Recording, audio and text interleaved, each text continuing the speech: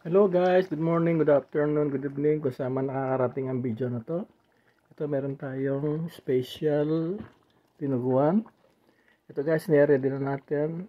9 days to go, Pasko na. Pwede naman ninyong gawin yan. Tapos lagyan na lang yun sa freezer. Ito ang ginamit ko ngayon guys, yung isaw, tinga ng baboy, saka yung laman, at saka konting taba. Yun guys, ginasagisa ko lang.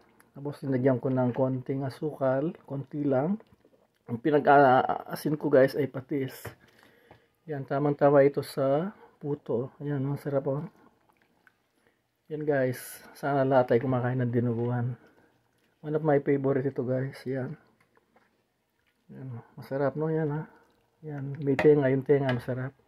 Sinubukan ko guys, wala akong yung stomach. Wala, nakita ko isaw. Maganda pala yung isaw din oh. Ayan, kaya sana guys magustuhan niyo itong bagong ko ito, bagong recipe na niluto ko. Ayan.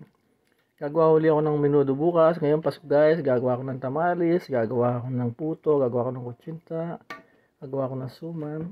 Kasi 9 days to go na lang guys. Tapos i-stock natin sa rep. Pag halimbawa gusto natin kumain, may mga bisita tayo, may pinamimigay tayo. Hindi lang makagawa ng siopaw kasi ang siopaw matrabaho, tsaka wala akong mapaglagyan. Yan.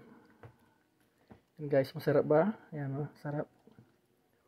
Gusto ko yung malambot yung isaw, tsaka yung tenga ng baboy.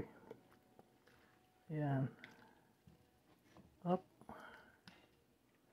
Lahat guys, halo kayo ng halo pag nagluluto kayo ng kasi yung para siyang yung blood, para siyang may flour. Kasi madaling masunog sa baba, sa ilalim. Kaya yan na. Alright guys, thanks for watching. Hope you like it. Yan, sana makaluto kayo ng ganito.